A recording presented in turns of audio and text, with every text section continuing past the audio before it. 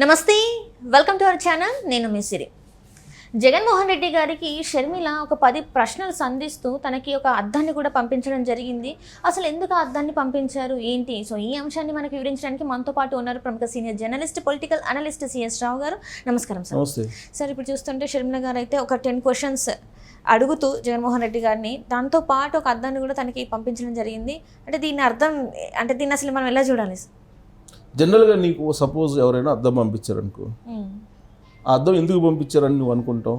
చూసుకోమని, మొహం చూసుకోమనే కదా. మొహం చూసుకొని దాంట్లో సిరి కనిపిస్తుందా లేదంటే వేరే వాళ్ళు కనిపిస్తున్నారా అనేటువంటి దాన్ని నువ్వు రుజువు చేసుకో అనే కదా. నాకు అంటే నీకు నువ్వే కనిపిస్తావు అని చెప్పడానికి అనే కదా. కానీ జగన్మోహన్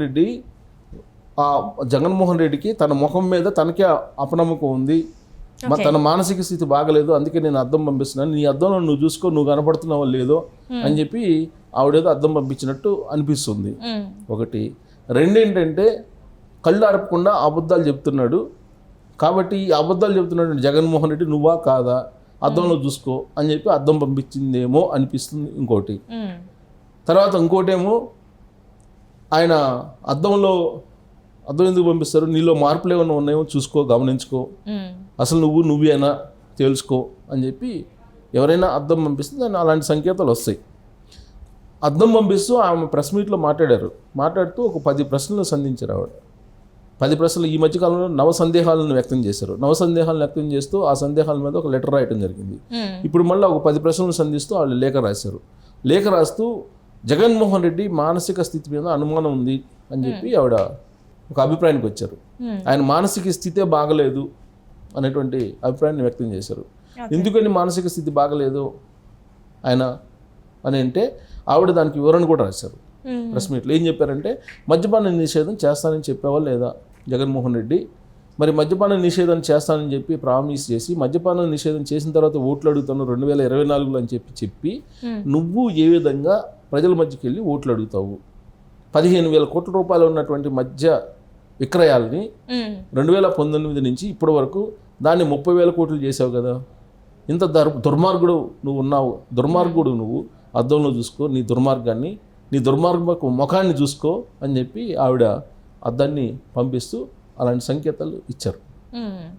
ఆయన ఇచ్చినటువంటి హామీలు ఏవైతే ఉన్నాయో ఆ హామీలన్నింటినీ పొందుపరుస్తూ 10 సందేహాలను వ్యక్తం చేస్తూ ఆవిడ లెటర్ రాయటం, అద్దాన్ని పంపించడం అనేది ఒక హైలైట్గా నిలుస్తుంది ఆంధ్రప్రదేశ్ రాష్ట్ర ఎన్నికల ప్రచారం సందర్భంగా. Right sir. అంటే ఇక్కడ చూస్తుంటే ఇప్పుడు తన మేనిఫెస్టో, వైసీపీ మేనిఫెస్టో రిలీజ్ అయింది. ఇప్పుడు తిని క్వశ్చన్స్ అడిగింది. ఆల్రెడీ ఓటమి భయంలో ఉన్నట్టు అనిపిస్తుంది. అట్లీస్ట్ ఇప్పుడు తనకైనా, షర్మిలకైనా, తను అడిగిన క్వశ్చన్స్కైనా ఆన్సర్ చెప్పే పరిస్థితుల్లో మరి ఉన్నాడా తను? నవసందేహాలు లెటర్ రాసి నవసందేహాలు వ్యక్తం చేసి వారం రోజులు అవుతుంది. ఇప్పటి వరకు సమాధానం లేదు. అట్లీస్ట్ ఆ సజ్జల రామకృష్ణారెడ్డి కూడా చెప్పినట్లేదు. సజ్జల రామకృష్ణారెడ్డి ప్రతిదానికి సమాధానం చెప్తుంటారు. ఇప్పుడు ఆయన కూడా వచ్చి సమాధానం చెప్పడానికి సాహసించట్లేదులా ఉంది. ఇప్పుడు మళ్ళీ 10 సందేహాలు అంటూ ఆవిడ ఒక అద్దాన్ని పంపిస్తూ 10 సందేహాలను వ్యక్తం చేస్తున్నారు. ఆ 10 సందేహాల్లో సిపిఎస్ రద్దు, అమరావతి రాజధాని, పోలవరం నిర్మాణం, కడప స్టీల్ ఫ్యాక్టరీ, ఇవన్నీ చాలా ఉన్నాయి దాంట్లో. సో ఇవన్నీ పొందుపరుస్తూ జగన్మోహన్ రెడ్డి నీ ముఖాన్ని అద్దంలో చూసుకొని మాట్లాడు, నువ్వు చెప్పేటువంటి అబద్ధాలు ఏ విధంగా ఉన్నాయో కనీసం నువ్వు నిజమా కాదని తెలుసుకో అని చెప్పేసి ఆవిడ అద్దం పంపించి మానసిక స్థితి బాగలేదు అని చెప్పి ఆవిడ కామెంట్ చేయడం, సొంత చెల్లెలు కామెంట్ చేయడం అనేది ఆలోచించదగ్గ పరిణామం. కారణం ఏంటంటే ఇప్పటి వరకు జగన్మోహన్ రెడ్డి సైకో అని చెప్పి గత కొంతకాలంగా విపక్షాలు చెప్తూ ఉన్నాయి.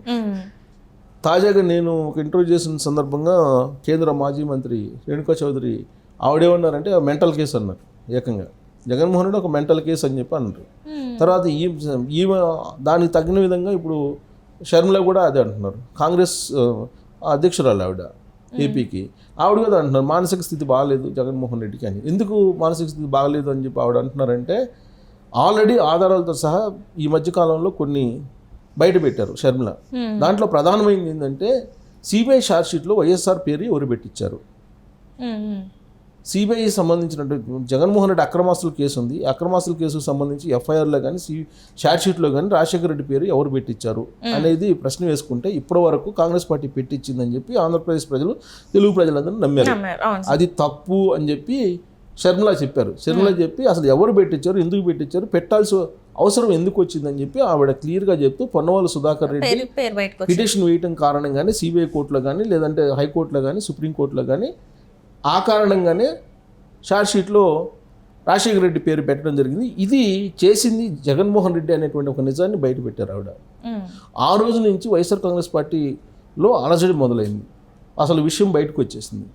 ప్లస్ జగన్మోహన్ రెడ్డి ముఖ్యమంత్రి కావడానికి 2019కు ముందు ప్రజల్లోకి వెళ్ళి ప్రచారం చేసినటువంటి వాళ్ళు ఎవరన్నారంటే విజయమ్మ, షర్మిల, భారతిరెడ్డి వీళ్ళందరూ ఉన్నారు.